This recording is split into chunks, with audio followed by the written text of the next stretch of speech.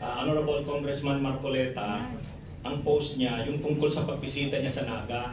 Taga-Naga po kasi ako, nakipagkita siya kay former Vice President Bibi Leni. So ang post ni Honorable Congressman Marcoleta, na yun yung mark ng pagiging statesman. Kasi siya, hindi siya kay Duterte, kay Marcos, kay Leni, para sa kanya unity. So yung topic ko, huwag padadala sa pakulo at panlilinlang. Anong panlilinlang doon? Yun nga po, explain ko yung sinabi ko. Kasi opinion ko po ito, sabi ko. Oo nga, hindi panlilinlang yun. Nakipag-handshake ako. Kaya nga, sinabi ko, unity begins. Sabi ko lang po yung sinabi ko doon sa vlog ko. Hindi, panlilinlang ba yun?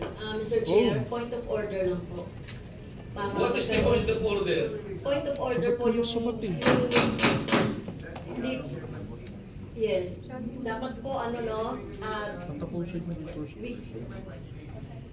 okay. Okay. So, what is the point of order Kasi you gave time to attorney. Wait, I'm still speaking. Sorry. What's the point of order of this Point of order po yung conduct ng palitan nila ng exchanges of words.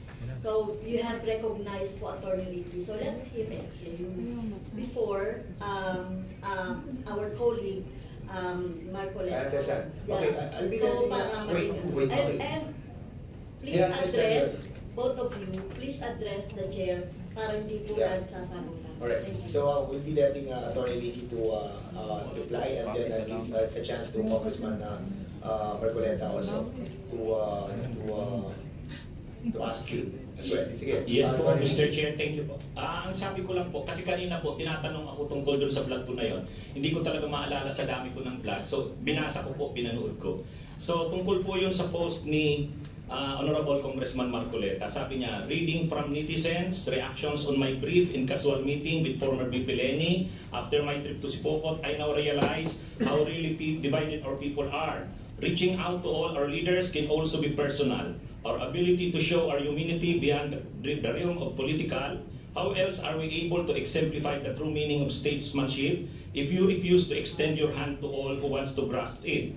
I believe unity always begins with a handshake. Tapos may picture siya, kasama niya si PBBM, si Duterte, si Leni, si Sara.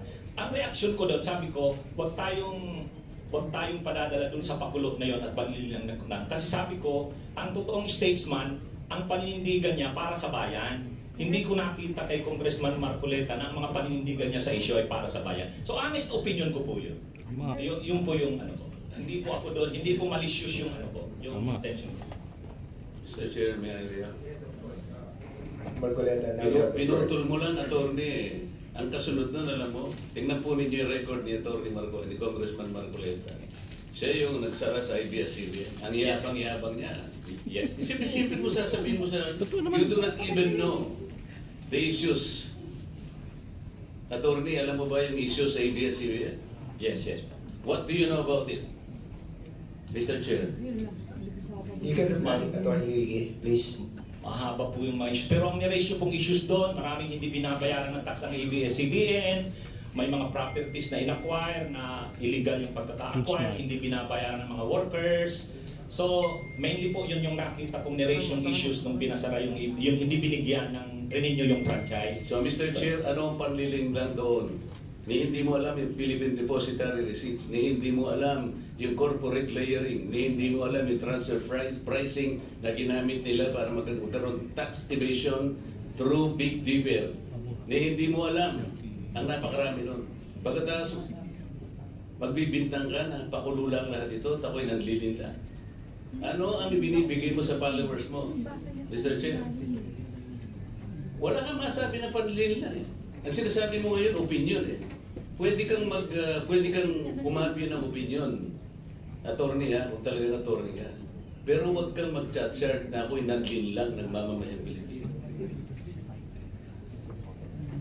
You want to reply, Attorney Liddy? Yes, Mr. Chair. Yun po yung, kaya ko sinasabi na yung ako naninindigan na yung vlogging ko, hindi po fake news kasi opinion ko po yun.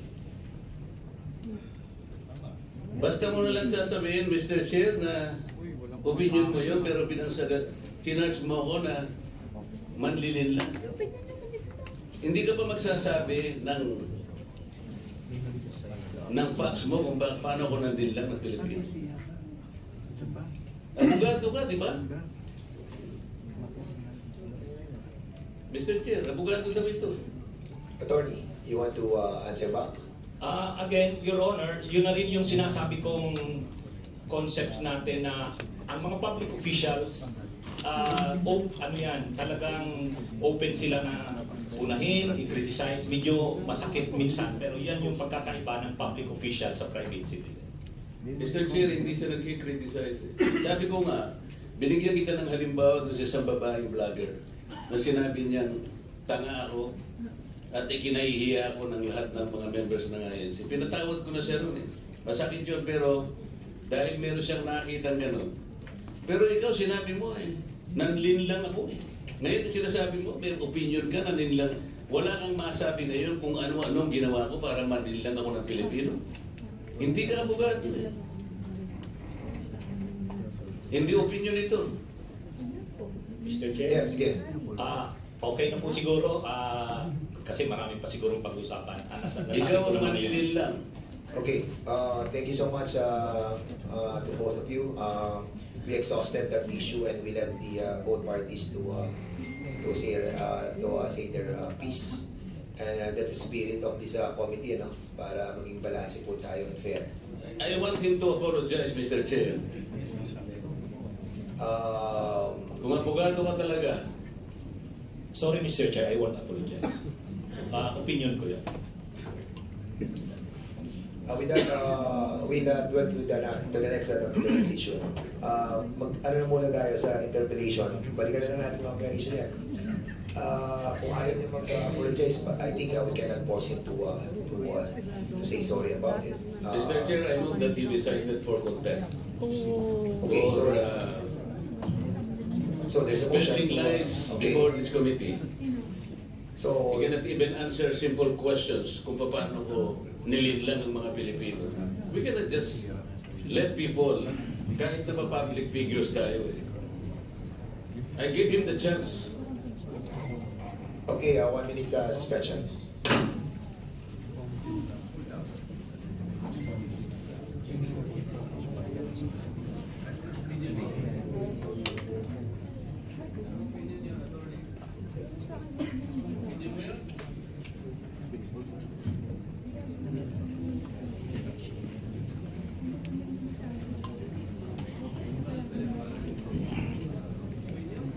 Grabe.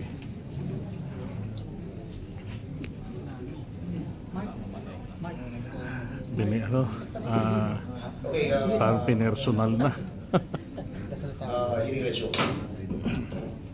Alright, the parliamentary status ng ating committee, there's a motion that was moved by Congressman Marcoleta to cite Attorney Ricky in contempt. Unfortunately, Walang nag-second. Congressman Rodante Marcoleta is not a member of any of these committees. Yun, pahiya. So he cannot move any motion regarding this issue.